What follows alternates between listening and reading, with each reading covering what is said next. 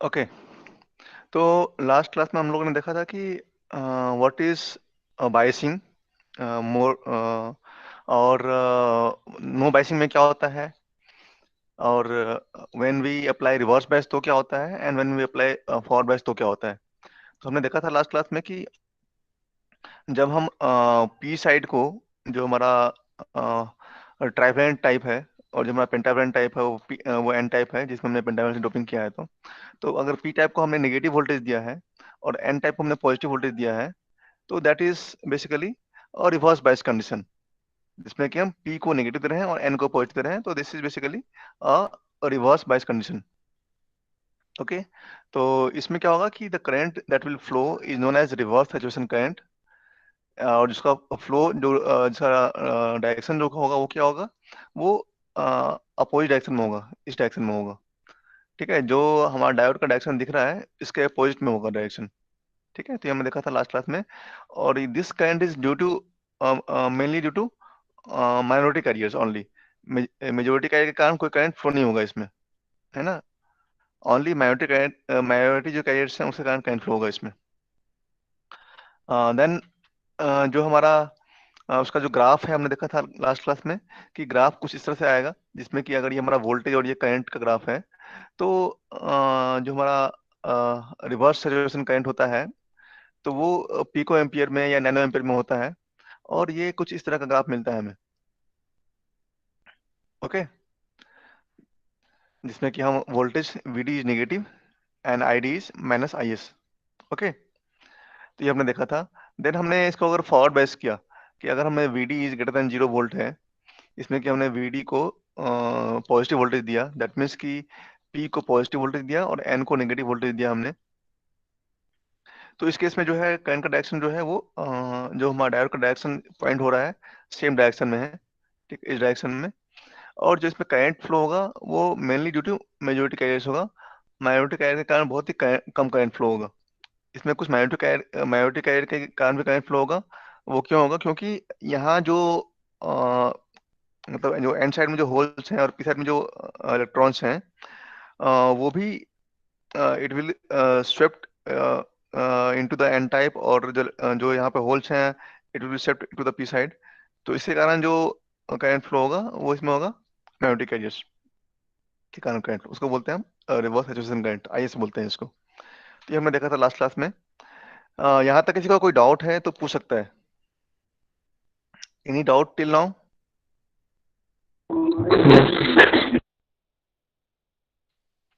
Okay okay. Then next is what is the diode current equation. Diode जो हमारा current हम बोल रहे हैं कि इसमें एक करंट फ्लो हो रहा है, तो इसका इक्वेशन क्या होगा। तो उस इक्वेशन को जो हम बोलते हैं शॉकली इक्वेशन बोलते हैं। जो डायोड का करंट है, तो उसको हम जो है शॉकली इक्वेशन से हम डिनोट करते हैं, जो कि I D equals to I S into E to power V D upon eta V T minus one है। Where I D is the diode current, I S is the reverse saturation current. आप लोगों के पास आई I hope कि सबके पास copy और pen होगा, तो वो नोट कर लो इसको, इसका इक्वेशन को, बहुत इंपॉर्टेंट इक्वेशन है ये आपको हमेशा काम आएगा। I D equals to I S, I D is diode current, जो करंट डायोड डायोड के थ्रू जो करंट फ्लो हो रहा है that is I D. I S is basically reverse saturation current. इसका अंदर में जो है ब्रैकेट के अंदर में exponential of V D. V D is हमारा जो हमने वोल्टेज अप्लाई किया है डायोड के क्रॉस, जो भी बायसिंग वोल्टेज अप्लाई किया, जो हमने यहाँ पे ये वोल्टेज अप्लाई किया, दिस इज वी डी, है ना। Now into eta. ईटा क्या है? Eta is basically process parameter जिसको बोलते हैं हम, उसको हम आइडेंटिटी फैक्टर भी बोलते हैं। तो ये बेसिकली हम वन इज्यूम करेंगे अभी इस कोर्स में। ठीक है, इसका रेंज जो वन और टू होता है depending upon wide variety of factors, जिसमें कि हमने कौन सा मटेरियल यूज किया है, उसको कैसे बनाया है, उसमें डोपिंग कितना किया है, ये सब चीजें के कारण जो है ईटा जो है वो वन और टू के बीच में वैल्यू वेरी करता है। तो हम जो है अभी ईटा इक्वल्स टू वन मानेंगे।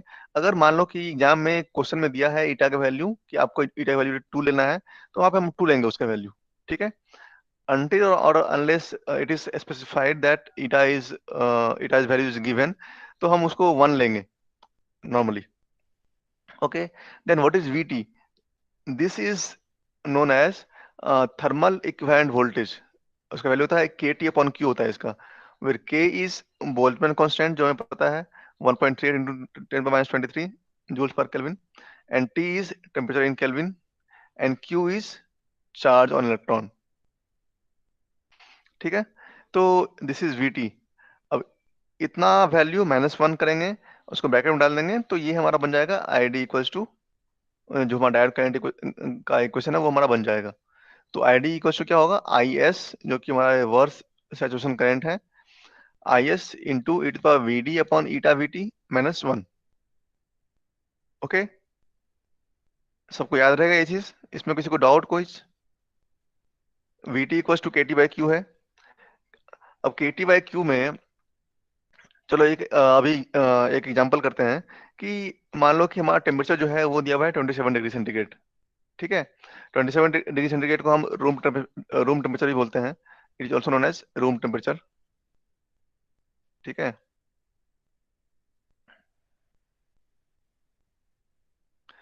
इसको हम जनरली जब भी हम बात करेंगे रूम टेम्परेचर का, कि कोई भी डिवाइस हम रूम टेम्परेचर पे वर्क करवा रहे हैं, तो वहां पे हम बोलेंगे कि वो T equal to 27 degree centigrade है। ठीक है, तो ये क्वेश्चन है कि at a temperature of 27 degree centigrade determine the thermal voltage VT. अब यहाँ पे हमें वीटी फाइंड करना है, हमें टी गिवन है, टी जो है हमारा ये गिवन है, तो हमें फाइंड करना है वीटी। जल्दी निकालो आप लोग, जल्दी निकाल के बताओ कौन बताएगा सबसे पहले।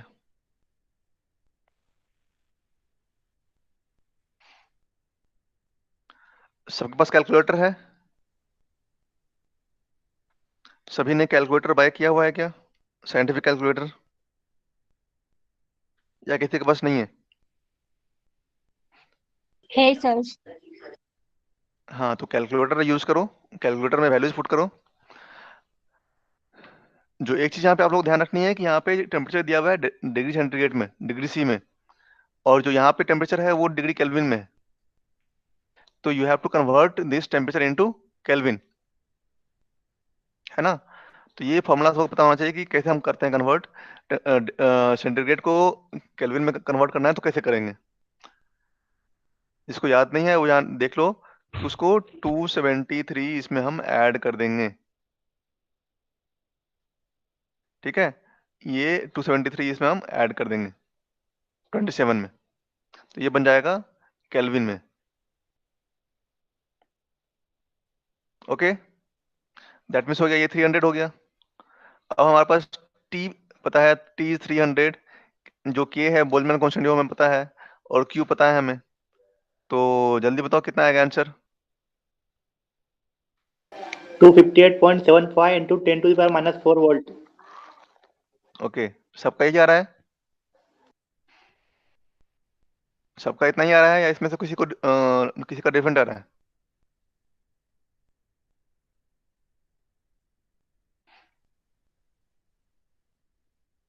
सबका आ गया आंसर?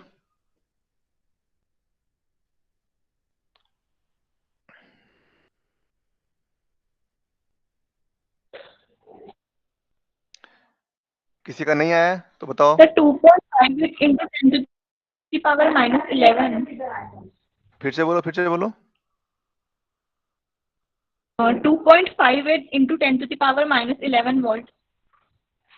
नहीं नहीं, -11 नहीं आएगा, आपने कुछ मिस्टेक किया है। जो आपने डाटा एंटर किया है कैलकुलेटर में उसमें मिस्टेक किया आपने कुछ।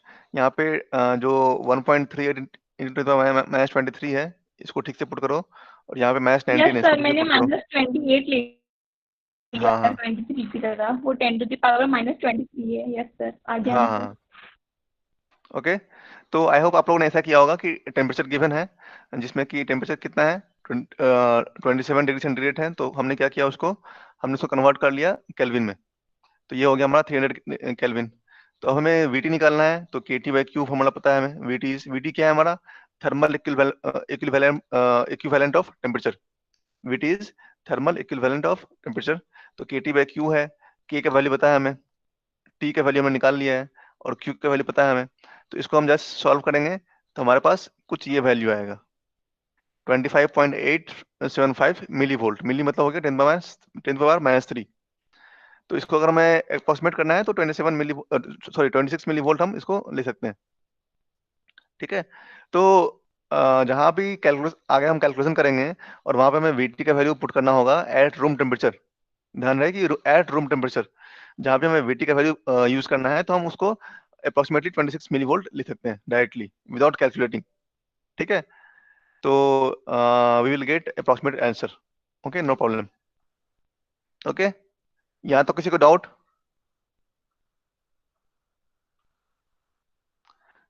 जहां भी हम आगे, अभी कौन आया इतने लेट से? रोहित, आप टाइम पे आया कीजिए। तो अभी यहाँ आपको बस इतना याद रखना है कि जब भी कहीं पे लिखा हो कि आपको वीटी निकालना है, that means thermal equivalent voltage निकालना है हमें, है ना, हमें वीटी निकालना है, तो हम वहां पे क्या करेंगे? हम वहां पे 26 मिली वोल्ट यूज करेंगे। Okay, directly.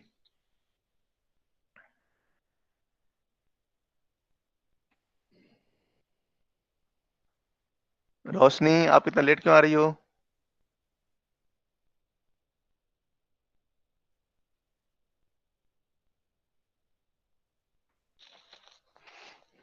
ओके, यहाँ तक किसी को डाउट?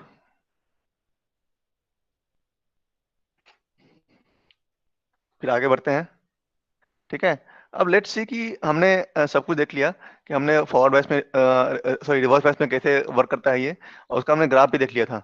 हमने यहाँ पे फॉरवर्ड बैच में कैसे ग्राफ बनता है वो हमने नहीं देखा, है ना। फॉरवर्ड बैच में ग्राफ कैसे बनता है वो हमने मिस कर दिया। उसका ग्राफ कुछ इस तरह से बनता है। ये अगर हमारा वोल्टेज है वीडी, और ये हमारा आईडी है,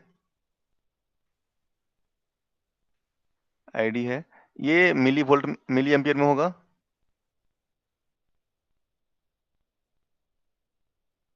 ठीक है, और ये वोल्ट्स में होगा। ओके, तो अगर ये मान लो कि ये 0.5 है, ये हमारा 0.6 है, ये हमारा 0.7 है, तो कुछ इस तरह का हमारा ग्राफ मिलेगा।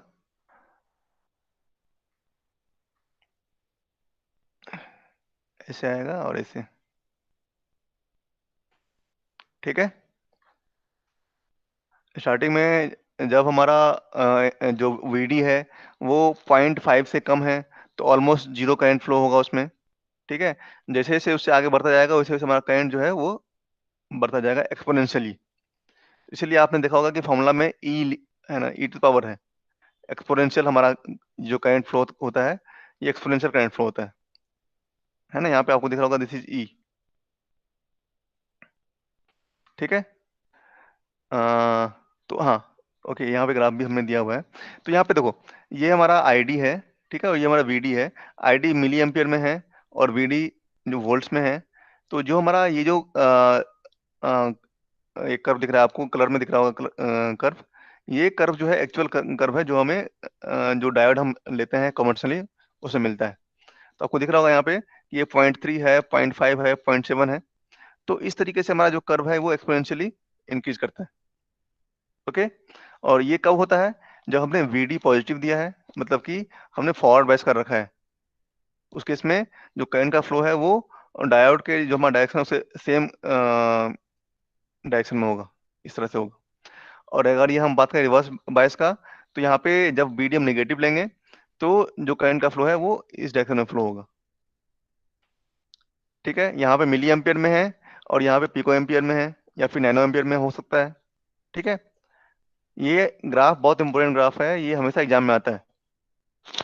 और यहाँ पे मोस्टली लोग मिस्टेक कहाँ करते हैं? यहाँ पे बस आईडी लिख दिया यहाँ पे और मिली एम्पियर नहीं लिखा, यहाँ पे लिख दिया एम्पियर। यहाँ पे एम्पियर लिख दिया और यहाँ पे लिख दिया वोल्ट्स। ये एम्पियर में नहीं होता है, ये मिली एम्पियर में होता है। ठीक है, ये मिस्टेक नहीं करना है आप लोगों को। साथ में जो हमारा रिवर्स बायस करंट है वो इसके सेम नहीं होता है। ये मिली एम्पियर में है तो ये भी मिली एम्पियर में नहीं होगा, ये पिको एम्पियर में होता है। ओके, यहाँ पे एक और चीज मिस्टेक करते हैं कि ये जो आप देख रहे हो यहाँ पे 1 2 3 4 है ऐसा, है ना। लेकिन इधर जो है आपको पॉइंट में, 0.1, 0.2, 0.3, 0.4, 0.5, 0.6, 0.7। लेकिन अगर ये फॉरवर्ड बैच के केस में, रिवर्स बैच के केस में कितना होगा? -10, -20, -30, -40, इस तरह से होगा। ठीक है। तो ये सब कुछ चीजें हैं जो बहुत इंपॉर्टेंट है, जिसको आपको याद रखना है। साथ में जो डायोड का सिंबल है वो हमेशा याद रखना है कि ये कैसे बनाते हैं हम। एक ट्रायंगल बना लिया और यहाँ पे हमने एक लाइन खींच दिया, तो ये हो गया हमारा डायोड का करंट। ये एनोड हो गया, ये कैथोड हो गया, ये पी टाइप हो गया, ये एन टाइप हो गया। ठीक है। ओके, यहाँ तो किसी को कोई डाउट? सर वॉइस ब्रेक हो रही है। वॉइस ब्रेक हो रही है आप मेरी? सबको ब्रेक हो रही है यस क्या सबके सर। पास, या बस आपके पास हो रही है? सबको मेरी आवाज क्लियर आ रही है? नो सर, नहीं होगा। Yes sir. तो एक बार आप अपना नेटवर्क चेक कर लो, जिनके पास वॉइस ब्रेक हो रही है। एक बार अपना नेटवर्क चेक कर लो, या फिर ऐसी जगह पे पहुंच जाओ जहाँ पे नेटवर्क अच्छा मिल रहा हो आपको। मतलब मैं तो सही जगह पे हूँ, आज ही हो रहा है। और किसी को कोई डाउट?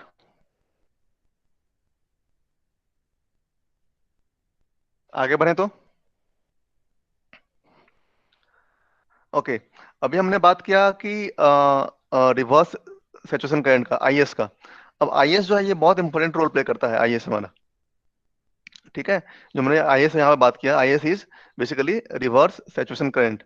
तो आईएस जो है बहुत इंपॉर्टेंट रोल प्ले करता है। उसके क्या क्या जो उसके मतलब बोल सकते हैं कि फैक्टर्स हैं जिसको हमें आगे ध्यान रखना है, वो हम देखते हैं।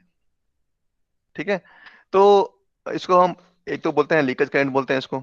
लीकेज करंट क्यों बोलते हैं? क्योंकि ये आईएस जो है हमारा बेसिकली माइनॉरिटी कैरियर के कारण होता है। और माइनॉरिटी कैरियर क्या होता है? Due to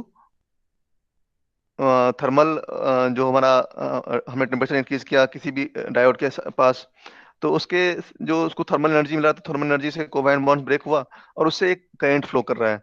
that is basically leakage current. वो जितना कम हो उतना अच्छा है हमारे पास, है ना। ये जो होता है, it generates through carriers in depression region. Okay. इसके बाद जो, अगर हम डोपिंग बहुत ज्यादा करते हैं तो उससे हमारा जो रिवर्स करंट है वो भी इंक्रीज होता है। ओके। ठीक है। अब इसको अगर हम मैथमेटिकली देखें तो जो इंट्रिंसिक लेवल का कैरियर सेंसिटिविटी है, तो उसमें जो इसका इंक्रीमेंट होता है वो स्क्वायर्ड फैक्टर से होता है, मतलब स्क्वायर में ये चेंज होता है। ठीक है। दैट मीन्स कि अगर हम इंट्रिंसिक लेवल पे डबल कर रहे हैं इसको, तो जो है जो रिवर्स करंट है वो 4 टाइम्स बढ़ जाएगा। ये समझ में आया आप लोगों को? नहीं समझ में आया? कि अगर इंट्रिंसिक लेवल पे हम कैरियर्स को डबल कर रहे हैं, तो जो रिवर्स करंट है वो क्या होगा? उसके स्क्वायर में चेंज होगा। मतलब क्या कि वो 4 टाइम्स हो जाएगा। ओके। ये सब बहुत इंपॉर्टेंट पॉइंट्स हैं जो कि आपको गेट में भी हेल्पफुल होगा। कोई भी कंपटीशन आप दोगे तो कंपटीशन में डायरेक्टली डायरेक्टली इस तरह से क्वेश्चन आता है कि अगर हमने इंट्रिंसिक लेवल का जो कैरियर कंसिडरेशन है उसको हमने डबल कर दिया, तो रिवर्स करंट पे क्या फ्लो, क्या उसका इफेक्ट आएगा। तो यू हैव टू मार्क, वो ऑप्शन मार्क करना है जिसमें कि ये लिखा हो कि वो 4 टाइम्स इंक्रीज करेगा या फिर स्क्वायर्ड फैक्टर से इंक्रीज कर रहा है। ठीक है। तो ये बहुत इंपॉर्टेंट पॉइंट है, इसको आप नोट कर लो। ठीक है। अब इसमें है कि अगर हमारे पास जंक्शन एरिया क्या है, ये तो हो गया डोपिंग का। अब जंक्शन एरिया कितना बड़ा है उससे क्या इस पे इफेक्ट पड़ता है। तो अगर हम जो जंक्शन एरिया को डबल कर रहे हैं, तो रिवर्स करंट जो है वो भी डबल हो जाएगा। ठीक है, समझ में आया ये चीज? कि अगर हम जंक्शन का एरिया जो है, जंक्शन का एरिया कौन सा है, तो अगर हम बात करें अ, ये यहाँ पे अगर मैं आपको दिखाऊं,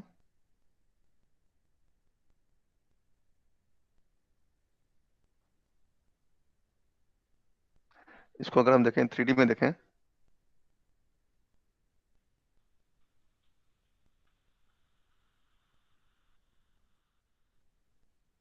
ठीक है। तो ये बेसिकली क्या है, ये जो एरिया है यहाँ से लेके ये जो एरिया दिख रहा है आपको, दिस इज जंक्शन एरिया,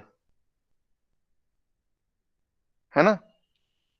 समझ में आया ये चीज आप लोगों को? This is junction area. अगर इस जंक्शन एरिया को, ये जो हमारा एरिया है, इसको हम डबल कर देते हैं, तो भी हमारा जो रिवर्स करंट है वो क्या होगा? डबल हो जाएगा।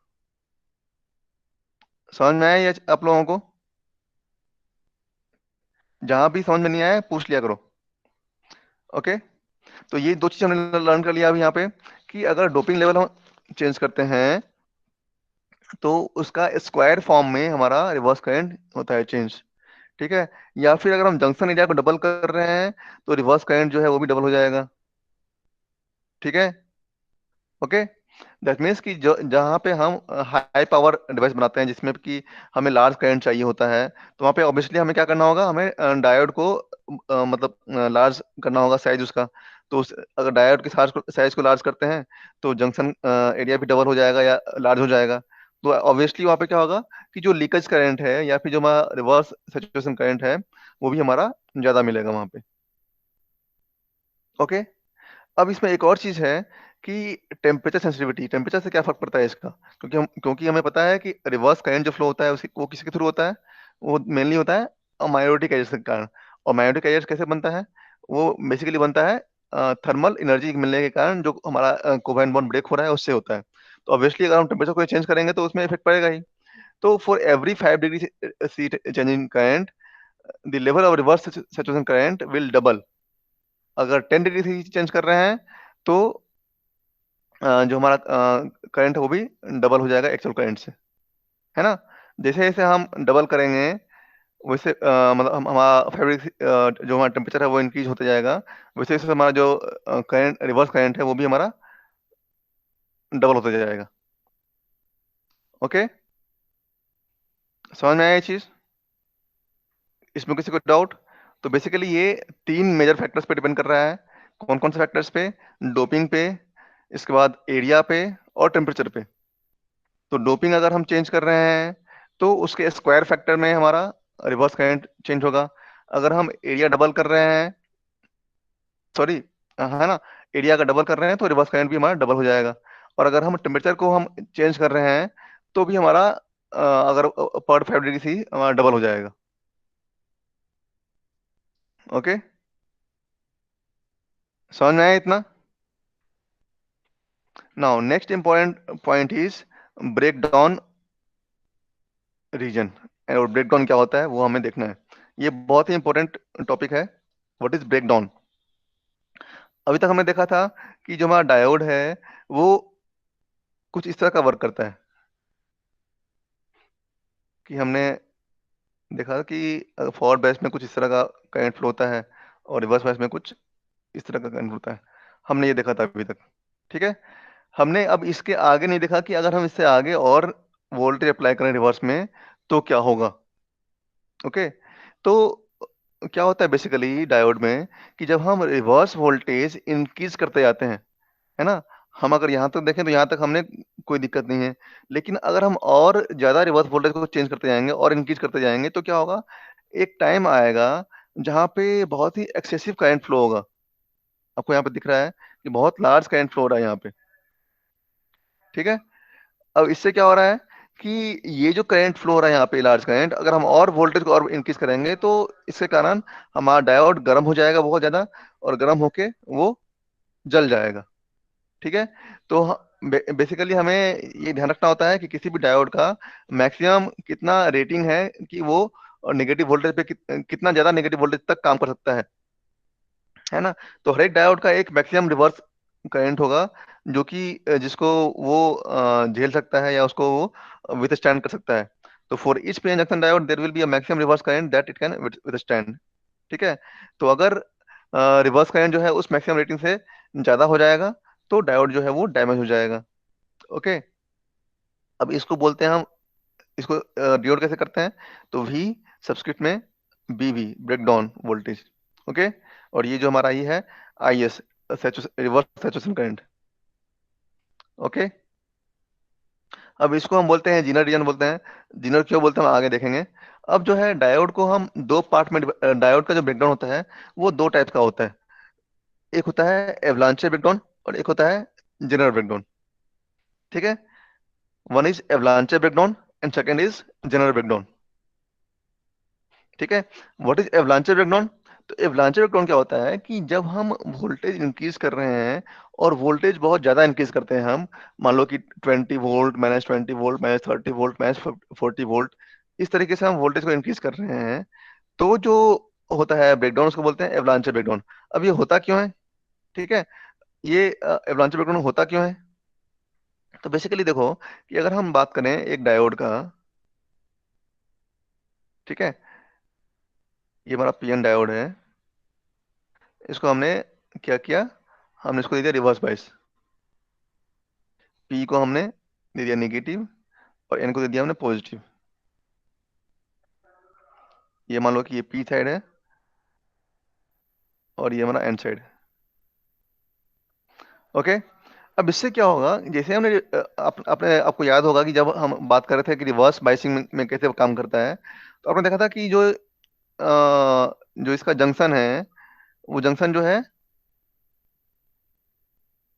जंक्शन का जो विड्थ है वो क्या होता है, ज्यादा होता है।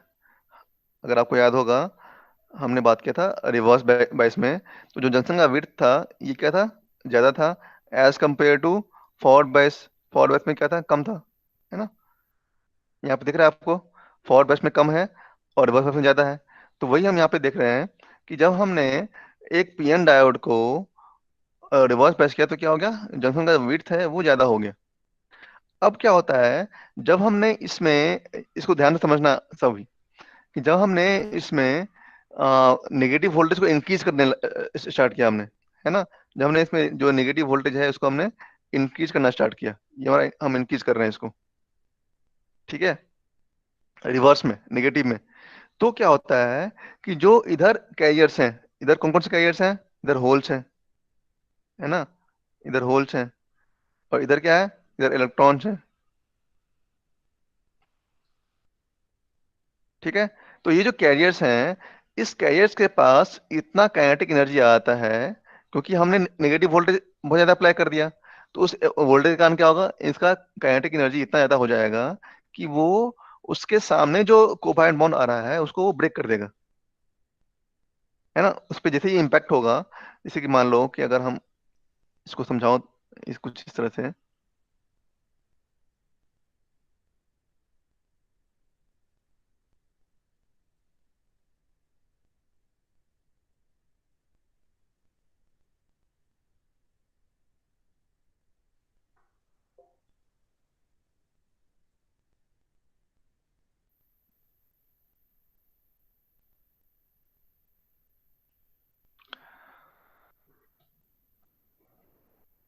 ओके, यहाँ देखो ये हमारा एक सिलिकॉन का आइटम है,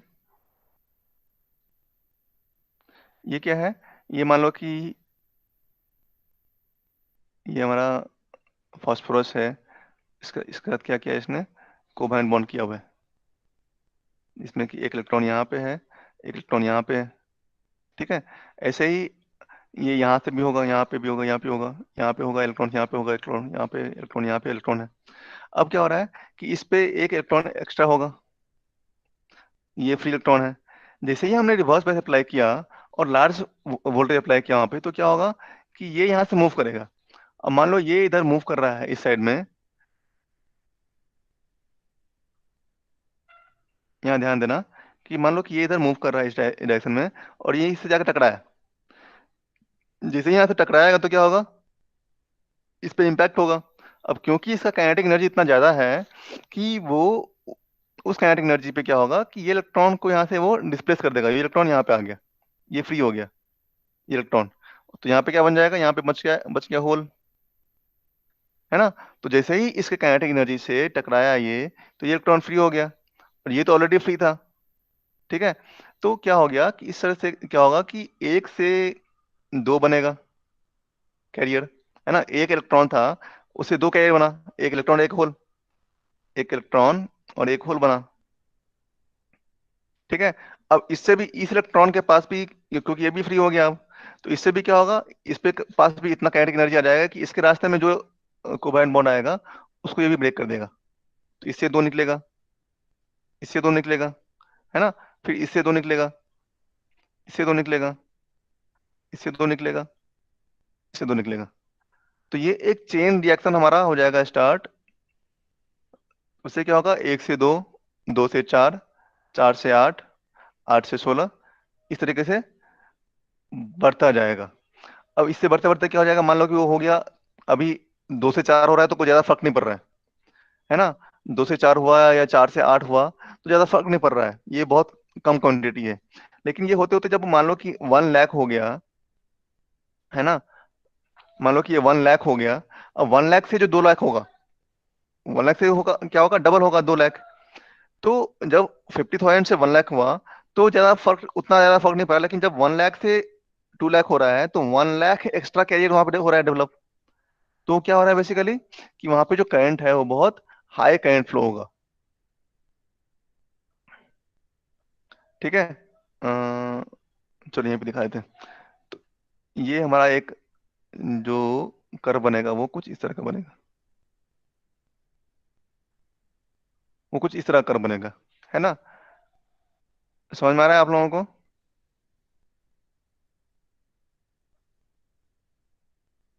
कोई डाउट हो तो बताना। तुम्हारा कर्व है वो कुछ इस तरह का होगा। यहाँ तक ठीक रहेगा क्योंकि यहाँ तक वो कोई दिक्कत नहीं है। लेकिन हम जब नेगेटिव वोल्टेज इंक्रीज करते जाएंगे तो क्या होगा, कि ये यहाँ पे अब हो जाएगा, ब्रेकडाउन स्टार्ट हो जाएगा। जैसे जैसे हो गया ब्रेकडाउन स्टार्ट, तो कुछ इस तरह का ये, मान लो कि ये कितने पे हो रहा है, मान लो कि ये -40 वोल्ट पे हो रहा है। ओके, समझ में आया ये चीज आप लोगों को कि क्यों होता है ये एवलांचे ब्रेकडाउन? समझ में आया ये चीज? किसी को डाउट है इसमें, नहीं समझ में आया तो बताओ, मैं एक्सप्लेन कर दूंगा एक बार फिर से।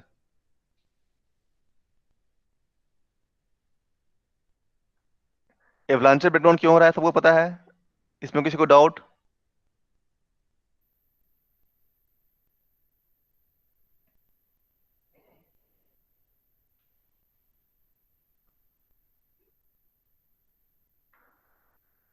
ओके, नाउ नेक्स्ट इज, ये ग्राफ भी आप लोग नोट करते हैं ना, जब जहां भी मैं ड्रॉ कर रहा हूँ वो सब नोट नोट करते जाओ आप लोग अपने नोटबुक पे।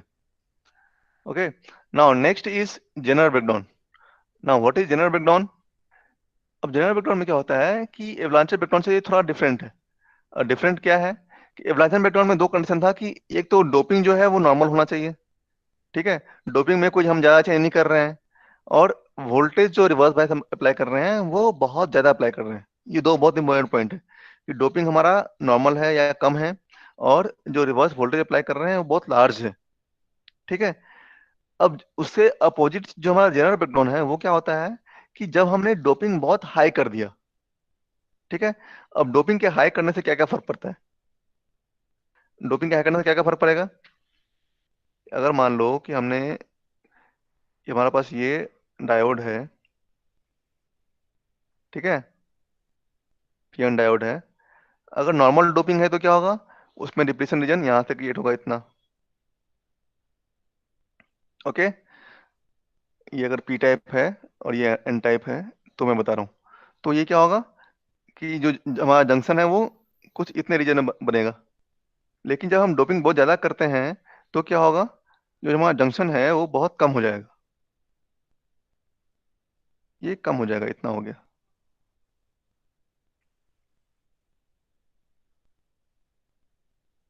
ठीक है, ये समझ में आया सबको कि ये क्यों होगा? कोई बताएगा, कोई इसका कोई बता पाएगा रीजन कि ऐसा क्यों हो रहा है?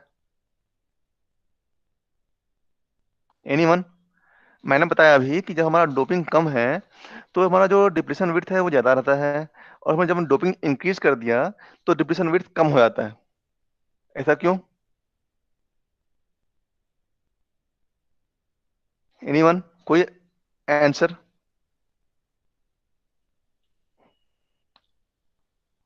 कोई बताएगा? देखो, जब तक आप एक्सप्लेन नहीं करोगे किसी चीज़ को तब तक आपका माइंड क्लियर नहीं होगा।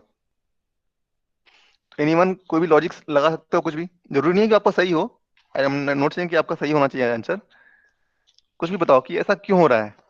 मैंने बताया आपको, मैं I have given you case कि एक P type, P N junction है, हमने एक डायोड बनाया है, तो वहां पे अगर डोपिंग कम रखा है हमने तो हमारा डिप्रेशन विड्थ जो है वो ज्यादा है। लेकिन अगर हमने डोपिंग इंक्रीज कर दिया तो डिप्रेशन विड्थ कम हो रहा है। तो क्या इसके पॉसिबल रीजंस हो सकते हैं? Can anyone answer? सर शायद बैंड गैप एनर्जी। ओके, और कोई? सर कंसंट्रेशन ज्यादा बढ़ जाएगी तो एनर्जी ज्यादा जरूरत लगेगी। हाँ, कंसंट्रेशन ज्यादा बढ़ जाएगी तो एनर्जी। एनर्जी सर इलेक्ट्रॉन को होल से रिकम्बाइन होने में सर। कुछ कुछ आपका आंसर सही है, और कोई बताएगा? और कोई? ओके, सुनो यहाँ पे क्या होता है कि जब हमारा डोपिंग कम है तो जो आपने बताया कि कॉन्सेंट्रेशन इसका हमारा कम है अभी, यहाँ पे होल्स कम है, यहाँ पे इलेक्ट्रॉन्स कम है। ठीक है, तो अगर हम सिंपल एग्जांपल लें कि एक रूम है हमारे पास, एक हॉल है, ठीक है, और इस हॉल में कितने हैं, मान लो कि 100 पर्सन है। ठीक है, इस हॉल में कितने हैं? 100 पर्सन है। अब हम यहाँ पे एक गेट है इस हॉल का। ठीक है, अब इस गेट से, अब ये जो 100 पर्सन है ये इवनली डिस्ट्रीब्यूटेड है। ये 100% जो है इवनली डिस्ट्रीब्यूटेड है इस पूरे हॉल में, मतलब कि इक्वल स्पेसिंग है दोनों के बीच में, सबके बीच में। अब इसमें से अगर हमने 10 लोगों को बाहर कर दिया, 10 लोगों को मैंने बाहर कर दिया इसमें से, तो कितना स्पेस खाली होगा?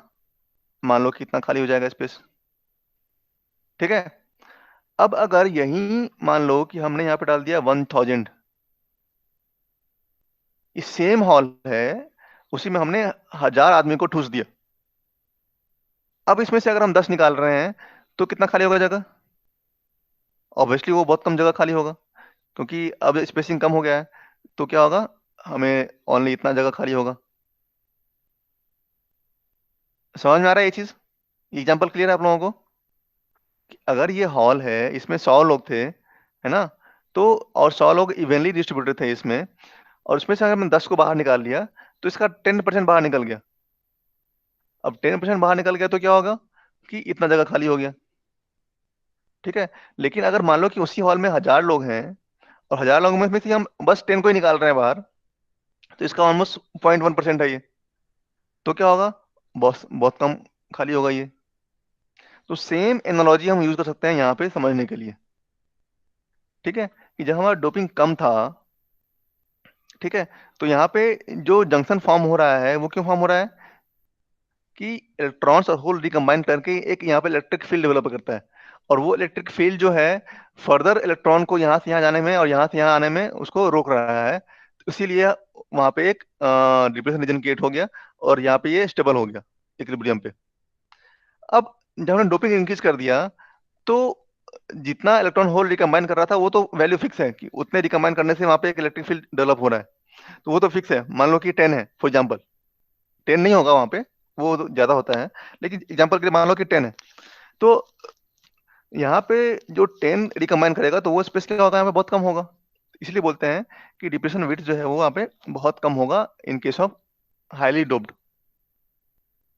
ठीक है, सेम ये चीज का एक और केस पॉसिबल है कि मान लो कि हमने एक पीएन डायोड लिया जिसमें कि पी टाइप में कम डोपिंग है और एन टाइप में ज्यादा डोपिंग है। तो डिप्रेशन विड्थ क्या होगा, पी टाइप में अगर कम है, इसमें मान लो कि ये माइनस है और ये एन प्लस है। आगे भी आप ये नोटेशन देखोगे, जहां भी एन के ऊपर प्लस लिखा हो मतलब वो हैवली डोप्ड है।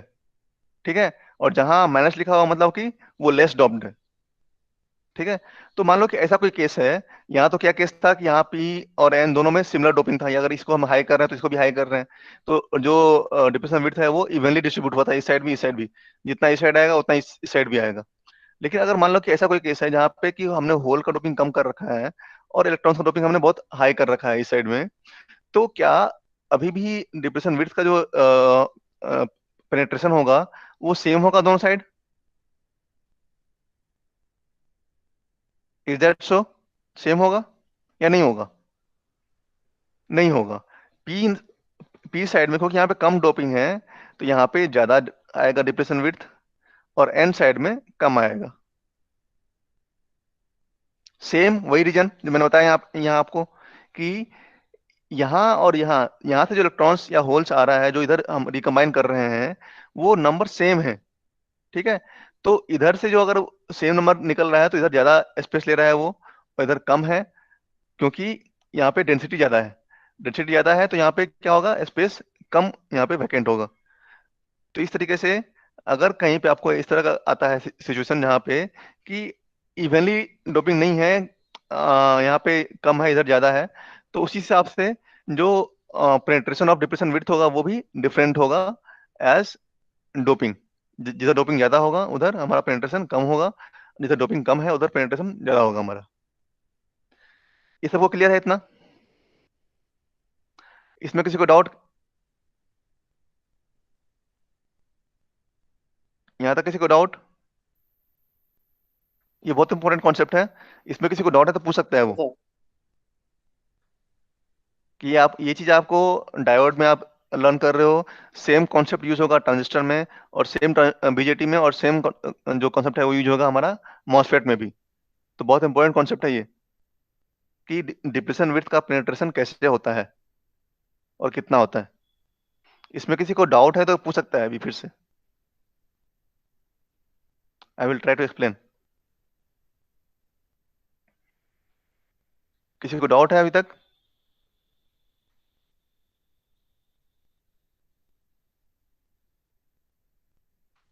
किसी को डाउट नहीं है?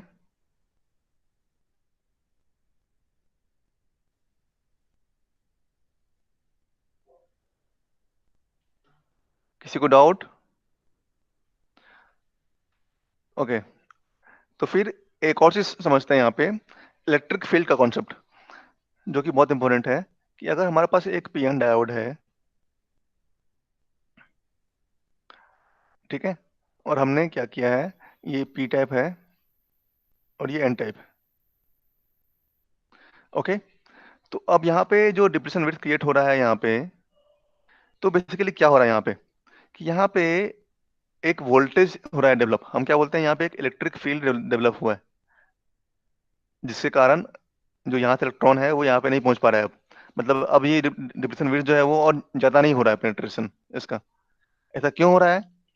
क्योंकि यहाँ पे एक वोल्टेज डेवलप हो रहा है, जो कि एक पोटेंशियल बैरियर का जैसा काम करता है। यहाँ पे पोटेंशियल बैरियर बोलते हैं। ठीक है, अब मान लो कि पी साइड में यहाँ पे जो वोल्टेज है वो क्या होगा, यहाँ पे कांस्टेंट होगा, क्योंकि यहाँ पे क्या है, करंट फ्लो नहीं हो रहा है, ना ही एन साइड में कोई करंट फ्लो हो रहा है, तो यहाँ भी जो वोल्टेज है वो कांस्टेंट होगा इस रीजन में। ठीक है, और यहाँ पे एक इलेक्ट्रिक फील्ड है, और हमें पता है कि वोल्टेज क्या होता है, पोटेंशियल जो होता है, जो हमारा वोल्टेज होता है वो क्या होता है, ये एक पोटेंशियल एनर्जी है, जो कि 1 कूलम चार्ज अगर हम मूव कर रहे हैं तो उस पर डेवलप हो रहा है, उसको बोलते हैं वोल्टेज। एम आई क्लियर सबको? ये क्लियर है सबको? ठीक है, तो अगर हम बात करें वोल्टेज का, ठीक है, ठीक है, ये हमारा मान लो कि ये वोल्टेज है और ये स्पेस है। तो अगर हम मान लें कि इस रीजन में,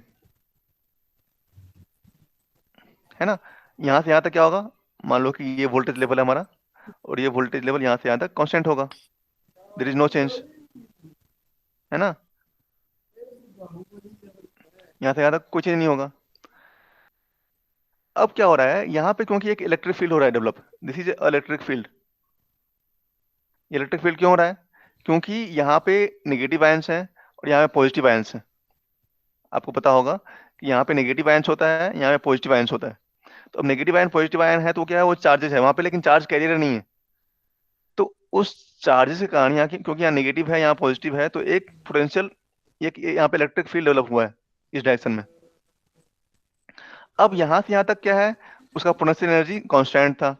अब जैसे ही वो 1 कूलम का चार्ज यहाँ से इस रीजन में आया डिप्रेशन विड्थ में, तो क्या हो गया, यहाँ पे उसको एक इलेक्ट्रिक फील्ड मिल रहा है। इस इलेक्ट्रिक फील्ड के कारण क्या होगा, यहाँ का पोटेंशियल ड्रॉप होगा, मतलब यहाँ का जो पोटेंशियल एनर्जी है वो इंक्रीज होगा। पोटेंशियल एनर्जी इंक्रीज होगा और काइनेटिक एनर्जी जो है ड्रॉप कर रहा है उसका, क्योंकि वहां पे क्या हो रहा है, उसका स्पीड कम हो जाएगा, क्योंकि यहाँ पे उसको रिवर्स डायरेक्शन में एक इलेक्ट्रिक फील्ड मिल रहा है, तो यहाँ पे वोल्टेज बढ़ गया। और फिर जैसे ही यहाँ तक पहुंचा ये, तो फिर क्या होगा, यहाँ पे जाके हो जाएगा कांस्टेंट। ठीक है, समझ में आ रहा है ये चीज, ये ग्राफ कि ये जो वोल्टेज है, ये वोल्टेज कहाँ का था, ये पी साइड का वोल्टेज था। जैसे ही वो जंक्शन के पास पहुंचा और इसके अंदर वो जा रहा है, वो 1 कूलम का फोर्स अगर मान लें, 1 कूलम चार्ज मान लें, तो क्या हो रहा है यहाँ पे उसको एक इलेक्ट्रिक फील्ड मिल रहा है यहाँ पे, जो कि रिवर्स डायरेक्शन में है।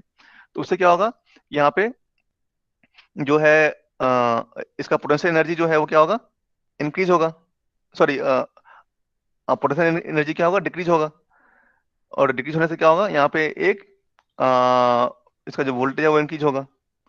और फिर यहाँ पे पहुंचेंगे, यहाँ पे जो है, जो वोल्टेज यहाँ पे मिलेगा हमें, सेम वोल्टेज यहाँ भी मिलेगा, क्योंकि ये न्यूट्रल रहेगा, यहाँ भी न्यूट्रल रहेगा ये भी। ठीक है, समझ में आया ये चीज। यहाँ पे न्यूट्रल क्यों है, यहाँ पे मान लो कि जितने हमारे पास आयंस हैं उतने इलेक्ट्रॉन्स भी हैं यहाँ पे, यहाँ पे जितने आयंस हैं उतने होल्स भी हैं हमारे पास। तो जो टोटल चार्ज है वो न्यूट्रल रहेगा, यहाँ भी न्यूट्रल रहेगा। लेकिन यहाँ पे क्योंकि यहाँ पे आयंस हैं, लेकिन यहाँ पे होल्स नहीं है, इलेक्ट्रॉन्स नहीं है, तो यहाँ पे एक एक चार्ज यहाँ पे होता है क्रिएट, जिसको इलेक्ट्रिक फील्ड बोलते हैं इस डायरेक्शन में। ठीक है, तो जो हम बोलते हैं कि सिलिकॉन का जो नी वोल्टेज है वो कितना है, 0.7 वोल्ट। जो हमने यहाँ पे डिस्कस किया था, ये जो हम देखते हैं ये है ना, ये दिस इज 0.7। तो ये वही चीज है कि यहाँ के जो होल्स हैं उसको यहाँ पहुंचने के लिए इतना एनर्जी उसको चाहिए, तभी इस स्लोप के थ्रू वो यहाँ पहुंच पाएगा। ठीक है, समझ में आ रहा है ये चीज। तो अगर हम इसको इतना वोल्टेज नहीं देंगे तो उसमें करंट फ्लो नहीं होगा। अब ये जो वोल्टेज यहाँ पे, ये जो इलेक्ट्रिक फील्ड यहाँ डेवलप हो रहा है, वो एक particular fix number of carriers के कारण ही हो रहा है। तो अगर हमने यहाँ पे डोपिंग कम कर दिया तो डिप्रेशन विड्थ क्या हो जाएगा हमारा, कम हो जाएगा। जो हमारा डिप्रेशन विड्थ है वो क्या हो जाएगा, कम हो जाएगा यहाँ पे। ओके, लेकिन अगर डिप्रेशन विड्थ कम हो रहा है तो ये स्लोप है, ये स्लोप बढ़ जाएगा, है ना, क्योंकि ये डिप्रेशन विड्थ यहाँ बढ़ गया, तो अब ये यहाँ तक आएगा और यहाँ से इंक्रीज होगा और ऐसे हो जाएगा। तो ये जो स्लोप था, पहले जो स्लोप था, उसके रिस्पेक्ट में जो नया स्लोप है वो क्या होगा, स्टीप, और ज्यादा स्टीप हो गया है। तो अब समझ में आ रहा है ये चीज, इसमें किसी को डाउट, कि जब हमारा विड्थ ज्यादा था तो ये स्लोप ज्यादा था, हमने विड्थ कम कर दिया तो क्या है, ये जो अपर अपर वोल्टेज लेवल है और लोअर वोल्टेज लेवल है ये तो फिक्स है। तो अगर हमारा पहले ये स्लोप ऐसा था, इसी को हमने कम कर दिया, तो क्या हो जाएगा, स्लोप हमारा ऐसा हो जाएगा, है ना। इसको हम और कम कर देंगे तो स्लोप हमारा ऐसा हो जाएगा। समझ में आ रहा है ये चीज,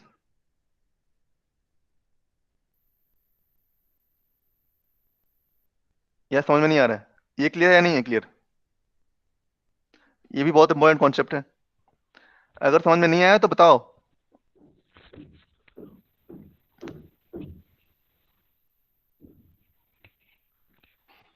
इतना क्लियर है, क्योंकि जो हम आगे लर्न करने वाले हैं जनरल ब्रेकडाउन, वो इस पे डिपेंडेंट है। ठीक है, इसको ये समझ में आएगा तभी आगे समझ में आएगा आपको। तो इसमें कोई डाउट है क्या, अगर ये क्लियर है तभी आपको जनरल ब्रेकडाउन कैसे हो रहा है वो समझ में आएगा।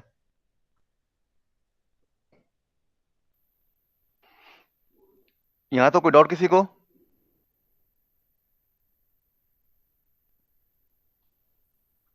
अगर कोई डाउट नहीं है तो अब इससे आगे हम करेंगे नेक्स्ट क्लास में जनरल ब्रेकडाउन। ओके, तब तक आप लोग इतना रिवाइज कर लेना।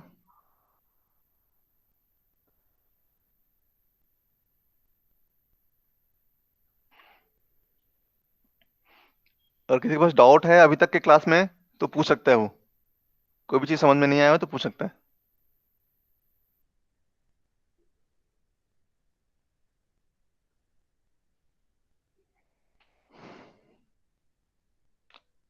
ओके, तो फिर इसको आगे फर्दर डिस्कस करेंगे नेक्स्ट क्लास में, उसमें हम जनरल ब्रेकडाउन क्या होता है वो हम लर्न करेंगे। ओके।